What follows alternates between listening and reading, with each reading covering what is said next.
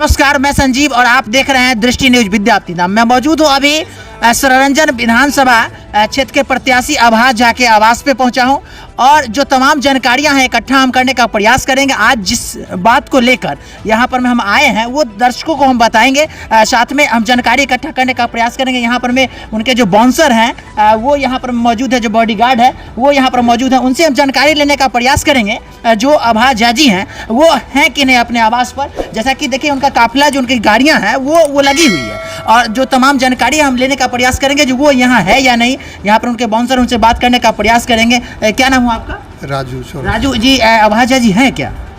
नहीं है। आभास जी नहीं है। कहाँ गए हैं?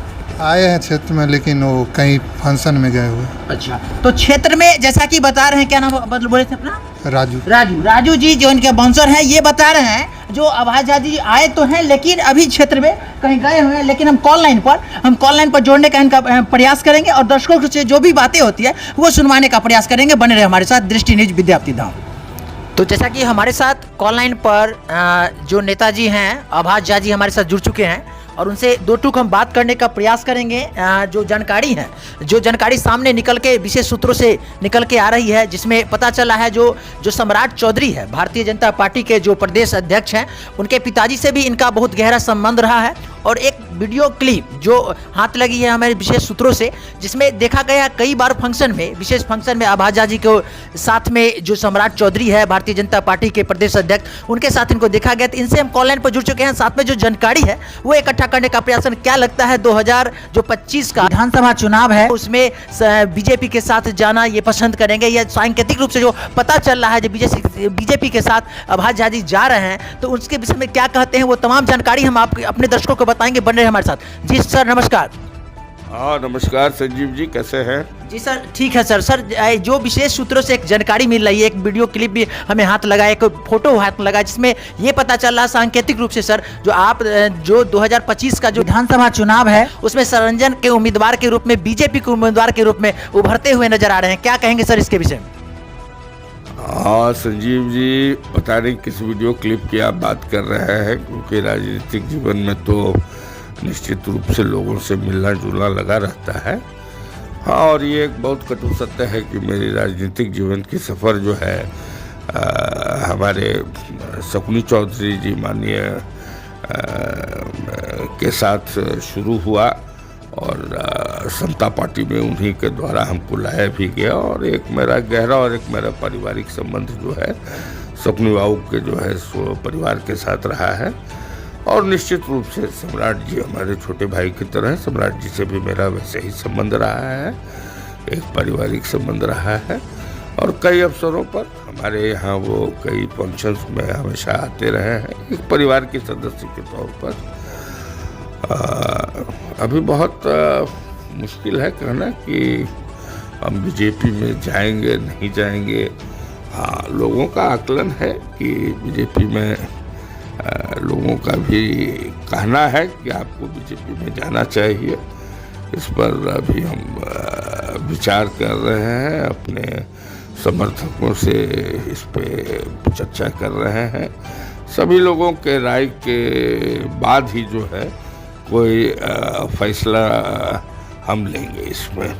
अभी जैसा कि देखा गया है अमूमन जो आप लोकसभा के चुनाव में तो आप और एलजेपी तो साथ में है ही बीजेपी के साथ में, लेकिन विधानसभा के चुनाव में विशेष सूत्रों से पता चला आभास झा जी को टिकट सरंजन विधानसभा से मिलेगा। इसको लेकर क्या कहेंगे?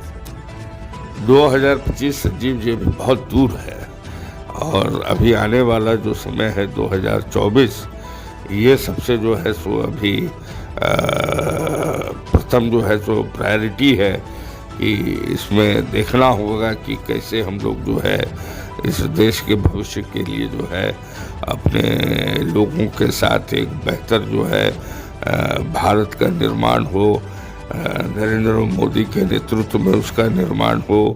उसमें अभी बहुत सारी चीज़ें हैं जो अभी आगे हम अपने राजनीतिक सफ़र की बातें अभी नहीं कह सकते हैं, लेकिन हाँ कहीं न कहीं मैं निश्चित रूप से नरेंद्र मोदी से प्रभावित हूँ।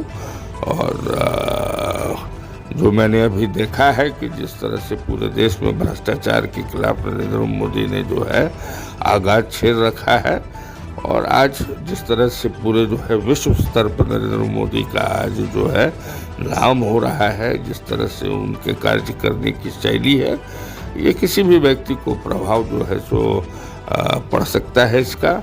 और मैं प्रभावित भी हूँ और आगे जो है हमने सोचा है भी बहुत सारी चीज़ें हैं जो बात में आपको आगे भविष्य में बताऊंगा कि किस तरीके से मैं अपना कार्य जो है 24 और 25। हाँ, एक बात ज़रूर कहना चाहेंगे कि अभी वर्तमान की परिस्थिति में सरायरंजन का हालात बिल्कुल दयनीय है। सरायरंजन का कोई देखभाल नहीं है। हम लोग प्रतिनिधि चुनते हैं जनता की सेवा के लिए, लेकिन हमको लगता है कि हम लोगों ने जिस प्रतिनिधि को चुना है वो मुख्यमंत्री की सेवा के लिए ज़्यादा अग्रसित रहते हैं बनस्पत की वो जो है सो सरायरंजन की जनता के लिए जो है सो सोचें। तो ये सारे फैक्टर्स हैं। सरायरंजन में विकास कहीं दूर दूर तक नज़र नहीं आता है।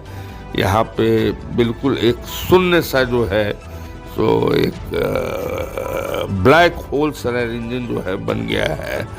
और काश हम लोग को ये थोड़ा सा भी जो है खुशी होता कि हमारे जो है चुने हुए हमारे जनप्रतिनिधि अगर जनता के बीच में होते तो जनता की बहुत सारी आशाएं और बहुत सारी आकांक्षाएं जो है सो पूरी होती।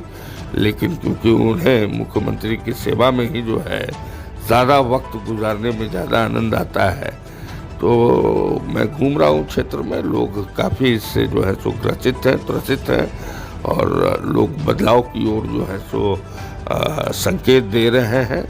और निश्चित रूप से मैं एक राजनीतिक व्यक्ति हूँ, तो मैं जनता के राय के ही साथ जाऊँगा और जनता जैसा कहेगी उसके अनुकूल आगे हम जो है सो अपना राजनीतिक। जैसा कि सर आपने कहा अभी विधानसभा चुनाव के बारे में, जो 25 में जो विधानसभा चुनाव वो लंबा समय है, लेकिन क्या कहेंगे आंशिक रूप से ही, पूर्ण रूप से नहीं, तो हमारे दर्शकों को जरा बताने का प्रयास करेंगे। आंशिक रूप से दर्शक ये समझे जो निश्चित रूप से अभाज जाजी जो है 2025 के जो विधानसभा चुनाव है उसमें बीजेपी से टिकट आपको मिलेगा। आप एक स्तंभ के रूप में तो देखे ही जाते हैं और एलजेपी से आपने चुनाव पिछले विगत लड़ा भी है, लेकिन आंशिक रूप से संकेत आप देना चाहेंगे जो आप बीजेपी के साथ सर जा रहे हैं?